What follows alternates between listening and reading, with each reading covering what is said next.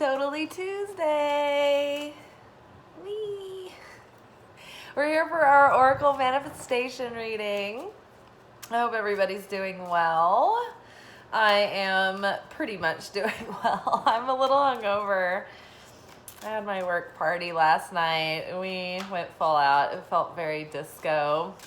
Disco is my core desired feeling, like I was saying the other day, and boy, did I manifest that.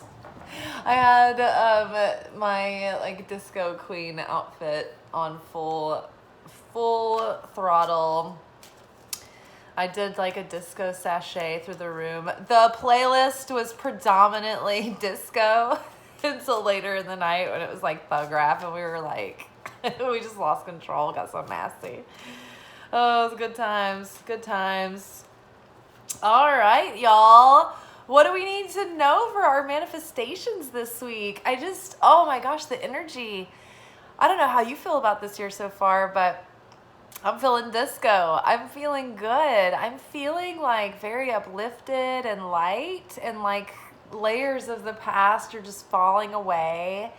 And yeah, I'm feeling sprightly and hopeful, and magic is building, and creation is building, and things are pushing against the other side, and blessings are about to just start pushing through and crystallizing, and I can just sense it in a strong way. First two cards. Rest. This is me all day. I've done nothing very productive. I went and wandered through the woods, and I was basically just like a vapor floating through the forest. But yes, so rest. You know, it's funny too, because today I was supposed to work and I didn't. They were they offered cuts. I was in the shower. I heard my text chain go off and I was like, that's it. I can take a cut today. I can't face a table. And I ran to my phone. I was like, please me. And so I rested, and then I didn't really do anything creative to speak of except for just make some fun videos out of my photos from the party last night. And I ended up having a client reach out for a reading. So it's sometimes when you just let go and you allow yourself to rest, you put yourself in the state of the feminine energy of receiving. And so one thing that was really profound but simple that one of my Kabbalah teachers pointed out recently, I can't remember whether it was David Grundman or David Guillaume, but they were pointing out how you can't be in a state of, you can't be sharing and receiving at the same time. You can't be the masculine and the feminine all at once. So sometimes, it's we have to have these rhythms of share, so then we can receive. And, sometimes sharing means literally sharing with people, but sometimes what sharing is the effort that you put into working or trying to put your dreams out there or creating, right? The masculine is actually taking that inspiration and doing things with it. But we can only do that for so long. At a certain point, we have to relax and rest, and then allow ourselves to receive. And so that feminine quality of stillness, of listening, of getting inspired, of play, of being nurturing the self to rest and things like that, and not feeling so driven. You could sit and waiting, and you have power, and you're sitting and you're waiting, right?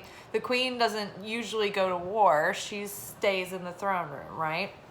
So rest allows the self to receive inspiration through divine, to receive inspiration from the soul, when your soul comes forward and is wanting to work with you. So allow yourself that rest. It's holy, it's sacred, it's a commandment. We're supposed to take Shabbat, we're supposed to take a Sabbath, and allow ourselves the holy rhythm, of the rest and the completion of the note, right? We can't be in a state of play, work, always. We need rest in between the notes to have the music. So sometimes it's about the pause. Sometimes the pause is the most important part. And along with the other readings we've been getting lately, I feel like we are in that magic state of pause. The point right before the manifestation really comes through, where we're just waiting and we're putting forth the effort, and it's like we've put the risk out there, we've put ourselves out there, we put ourselves on the line, and it's like, is it going to pay off or not? Like, are we going to get any fruits of, or returns from this? And it's, the challenge is just to keep on giving and keep on showing up no matter what, and rest in the certainty that the light is taking your efforts and creating something with it on your behalf. And so that certainty allows you to not be so driven. It allows you to give yourself a chance to catch your breath if you need to, because you're not feeling so scarce. Like, you're not feeling the scarcity and fear that's making you want to control and control and control and overwork and like constantly be like hyper vigilant and looking over your shoulder, right? So rest to a workaholic can feel very irresponsible and maybe flippant, but what it actually is it's demonstrating deep trust and faith, that and certainty that it's all being taken care of, that you're more than enough, that you're worthy, and that you are confident that what you're doing is in alignment with what you're being guided to do. You're doing your best, and then like the chips, they have to fall where they may, right? Consult an expert. More information is needed. Contact someone with expertise in this area. Interesting. So this came up last week. So if there is an area of your life where you're like, ooh, something is just like, it's blocked a little bit, or there's some obstacles, maybe you need to consult an expert. And maybe you have been consulting an expert this week, because this is like a repeat of last week. Last week we were told to consult an expert as well. So maybe you have been consulting experts this week, and maybe you haven't found quite the right advice for your situation, or maybe the advice is a little bit muddled and you don't know which way to go. So just pray for a messenger to come this week that is an expert in the area that you need them to be in, and that there's going to be a sign and some synchronicities around them specifically, that you'll know that it's they're the one that's giving you the right angle of advice for what you need in your situation. Because sometimes right advice is true, but sometimes it doesn't work in like certain situations. Sometimes there's an exception to the rule. Sometimes that there's nuances that aren't being accounted for. And so, advice isn't always one size fits all.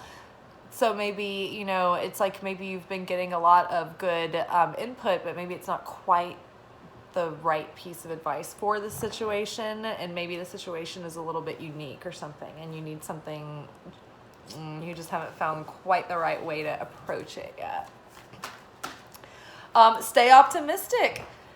Yee, your dreams are coming true. Don't quit right before the miracle occurs. Oh my God. So back to what we were saying about being in the phase 3 of creation. David Guillaume, one of my Kabbalah teachers, talks about this being the miracle zone. This is phase 3, when it looks like nothing's going to work out and you're being asked to have faith and to keep persisting, keep pushing. And to be magnetic work, this period is called the Magick dark. It's this pause in activity where the universe is setting you up for your big manifestation, but first it has to test you to see if you're going to settle and, fill the space with something that's not quite what you wanted. It's going to see if you're going to hold out, if you're going to have the faith to get through the initiation of uncertainty in order to actually receive like the ultimate fulfillment. So you are earning the vessel in this moment to really appreciate what you are calling in and be able to maintain and sustain that when you get it and really value it. So stay optimistic. Just consider it a done deal. In the meantime, rest assured that your heart's desire is coming to you, and that your soul is trying to push and guide you and lead you in the right direction. So listen, tune into the heart, which we were talking about at one point this week, is an information processor, and it's also very psychic. It's one step ahead of the mind. All right, soulmate relationship. Oh my God. So this card has been haunting us for like, I don't know what, since October. I feel like it's just been nonstop in our face every week from this deck, from the romance Angels deck from every which way. New romance with a spiritual basis is here for you now. We also had, during our last lunation workshop, was it a full moon that we just had or a new moon? I'm lost in space.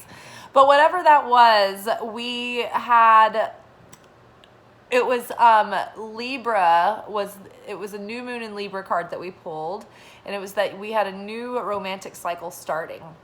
So we have a new perspective, a new take on life, a new energy about us. So we can be capable of having better relationships than we ever had before. And so the more we get tuned in to who we authentically are, the more clear of a signal the universe can catch and pick up on to match that signal and send us that soulmate. And so whatever we're doing right now, all of this emotional processing that's been going on, these epiphanies, I feel like it's like turning these little levers and dials and unlocking this sort of Rube Goldberg machine that is leading us towards a soulmate relationship. If you're already in a relationship, maybe your relationship is improving. But if you're not, if you're single, you might be getting in that vibe that's like you're primed to meet the soulmate or connect with the soulmate or reconnect with the soulmate. We're also still in Mercury retrograde, so connections, misconnections, miscommunications, and reconnections are all highlighted now. Ooh, Mother Healing was the card that came out with soulmate. So, you know, we've been teetering back and forth between father and mother healing. As your feelings towards your mother heal, your desires manifest more rapidly and more accurately. So a lot of what we've been realizing and offloading and healing and ascending through may have to do with our relationship with our mother growing up, or the relationship that we saw our mother and father have, and how it pertained to what we witnessed, how we witnessed our mother being within those relationships. So consider that this week as these lessons are coming up. It's gonna do you a lot of good and give you a lot of momentum and get you one step further to focus in on that mother healing. So just let your wounds go, nobody's mother did a perfect job, you know, and everybody's mother did the best they could. So, you know, it's just, everybody had a mother wound. Everyone has a father wound. So our job in life is to come to the point where we can let our mothers off the hook and have compassion for them and, you know, accept them just as people, you know, just like we are trying to do with our fathers. So let your, because, you know, we expect so much out of our parents, and like, who could really live up to that, you know? So it's just good to take them off the pedestal and just love them as people and not so much as mythical figures, right? Heal your relationship to your mother by stop expecting her to be the mythical mother and create a relationship with the mythical mother. And it will satisfy that need for the larger than life perfection of mother archetypal energy that you're thirsting for, and you won't project that need onto your human mother. All right, you guys, feeling good. I'm gonna watch Wednesday Addams, I think. I started that series. It's been pretty cute. I've been enjoying it. I've always been a Tim Burton fan, so this has been a pretty good show. I was skeptical because I am the big, you know, Christina Ricci fan from the original Addams Family. But this show, they've done a good job to recreate something all new. So much like I was really skeptical about Anne with an E, because like, who could replace Anne of Green Gables, like the early 90s Anne of Green Gables? But yeah, Wednesday Addams, this is a good one. All right, y'all, take care. I'll see you tomorrow. Ciao.